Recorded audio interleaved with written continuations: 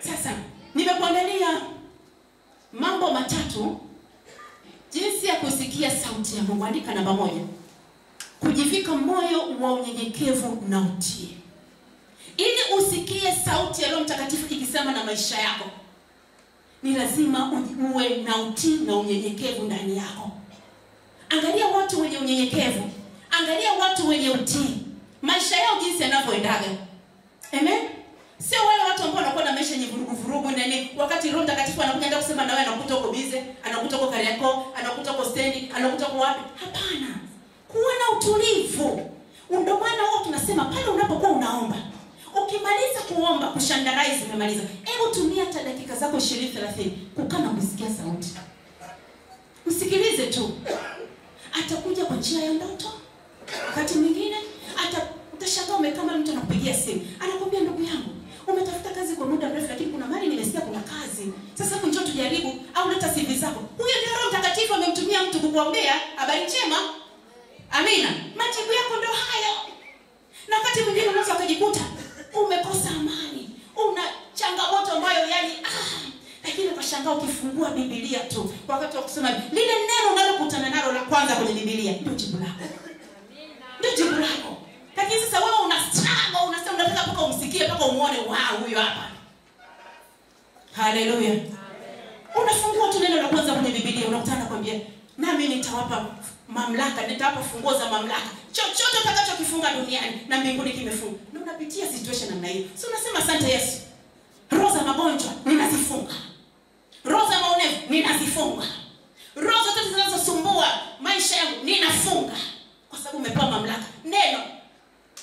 Jinsi ya kusikia sauti ya Roho Mtakatifu. Neno. Haleluya. Haleluya. Sema Bwana Yesu. Bwana Yesu. Nipe utulivu. Nipe utulivu wa kusikia sauti yako. Weka unyenyekevu. Weka unyenyekevu. Nikunyenyekee ili useme nami katika jina la Yesu Kristo. Samueli alikuwa na utii na unyenyekevu. Na ndio maana alipoita alikimbia kwa baba yake. Lakini angekuwa ni mtu mwingine anaitwa Sindangejigeuza upande wa pili. Hivi naitwa kweli? Ngoja nilale kidogo. Kausingizi hapo kamekuja. Lakini kumbe pale ambapo uliitwa saa ile, ulisikia sauti, ulisikia mtu anakuambia, ndio ulikuwa wakati wako wa kuchukua notes. Ilikuwa ndio wakati wako wa kuchukua point. Ndio ilikuwa wakati wako kuchukua hatua ili Mungu afanye jambo jipya juu ya maisha yako. Sema amena. Lakini point ya pili andika, jinsi ya kusikia sauti ya Roho Mtakatifu au sauti ya Mungu. Funga mapenzi yako ili mapenzi ya Mungu yatimizwe. Haleluya. Ni ili kufunga nini? Kufunga mambo yako. Yaani kuacha mambo yako. Yaani mambo yale ambayo unafanya ya kwako ni kuyaacha kwanza, alafu unafanya mambo ya Mungu. Sema haleluya. Funga mapenzi yako. Yaani wakati mwingine usitumie akili zako, usitumie nguvu zako, usitumie uwezo wako. Mwambie Bwana take control. Haleluya. Bwana fanya wewe. Jina la Bwana libarikiwe. Lakini pointi ya 3 na ya mwisho, amini neno la mtumishi wa Mungu. Haleluya. Amini neno linalotoka katika kinywa cha mtumishi wa Mungu, baba yako wa kiroho, mama yako wa kiroho, kiongozi wako. Neno lolote ambalo analitamka kwako ndilo la kuliamini. Kwa sababu Mungu amefanya kinywa chake kwamba ndio iwe medium ya kupitisha ile sauti ya Mungu ije kwako. Haleluya. Jina la Bwana libarikiwe. Siku zote maisha yetu yote hapa duniani ni maisha ambayo tunaishi kwa kutumia nguvu za Roho Mtakatifu. Hatuishi kwa kutumia nguvu zetu hata siku moja. Hata siku moja na itakaitokea. Unaona ni nguvu zako sasa hivi kwa sababu unaniona nina kazi nzuri, nina biashara nzuri, ninapendeza, nafaa. Lakini nataka nikwambie kuna mahali kiminywa kidogo kaugonjwa kakiingia tu, ukakosa amani. Yaani kuna mahali tu ukikosa amani umeisha. Utaanza kutafuta Roho Mtakatifu kwa tochi. Haleluya. Jina la Bwana libarikiwe. Kusikia sauti ya Mungu inahitaji unyenyekevu, inahitaji utulivu, inahitaji funge mapenzi yako na kuachilia mapenzi ya Bwana yatembee katika maisha yako. Sema haleluya. Nataka leo tukaombe rehema. Naamini kuna watu wengi wamesikia sauti ya Bwana lakini wamepuuza. Kuna wakati Mungu alisema na mtumishi wako. Kuna wakati Mungu alisema na ndugu yako. Kuna wakati Mungu alisema na mama yako. Kuna wakati Mungu lakini ulipuuza. Na ndio maana Mungu amekuacha. Unabaki tu unateseka, unabaki tu unalia, unabaki unafunga, unabaki uko madhabahu, lakini hakuna chochote ambacho ni kipya kwa maisha yako. Ni kwa sababu ile sauti ya kwanza au ile sauti ya pili ambayo ilitumika katika kinywa cha yule malaika aliyetumwa kwako kulidharau.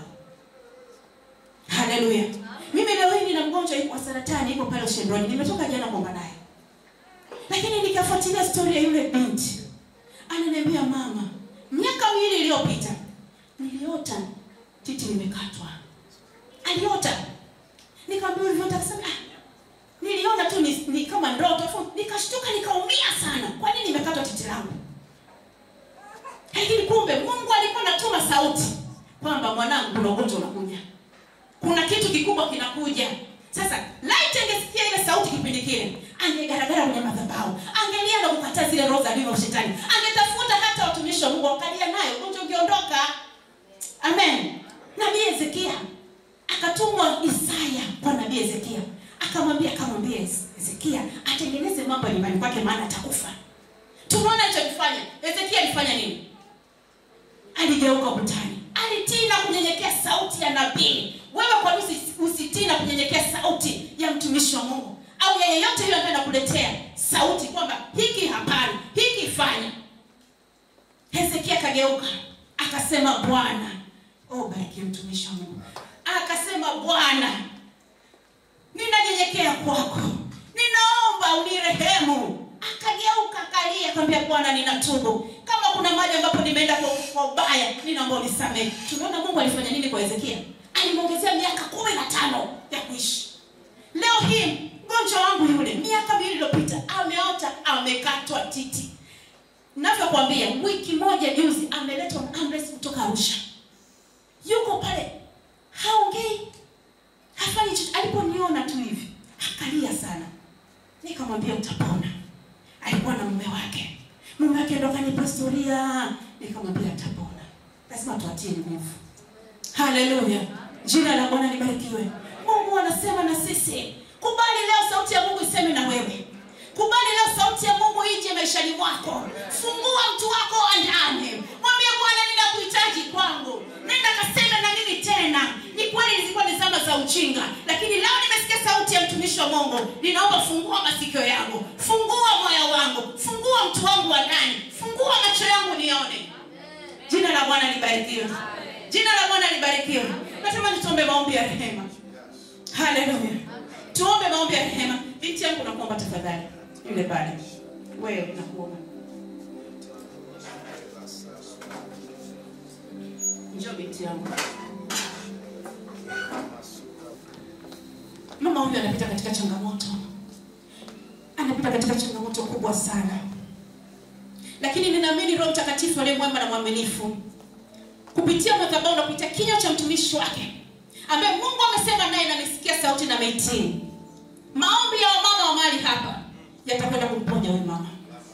Atakwenda kutoka katika teso aliyokuwa nalo. Leo anakwenda kufunguliwa. Haijalishi ni ugonjwa ambao ameweka adui kwa muda gani. Haijalishi ni teso la namna gani. Iwe ni ndoa, iwe ni watoto, iwe ni magonjwa, haijalishi. Lakini nasema hivi, leo ni mwisho. Hebu nyosha mkono wako mahali hapa. Tamka neno lolote. Korobo shaka. Rima ntego bosika. Ndoto wengine naomba tafadhali tunyanyuke tunyoshe mkono kwa huyu dada. Popote pale wewe amka tunyosha mkono. Omba maombi unayoyajua, unayotaka huyu mama afunguliwe. Na atakwenda kufunguliwa kuanzia sasa. Baba, katika jina la Yesu Kristo, ninaomba kwa ajili ya binti yako.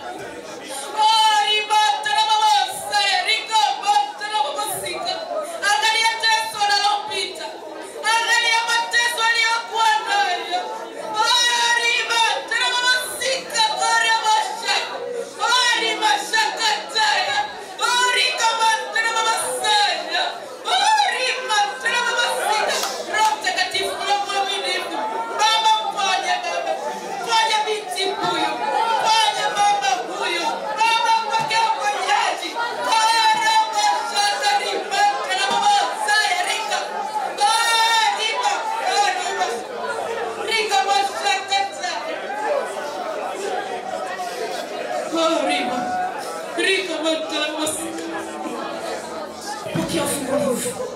Pokea uponyaji.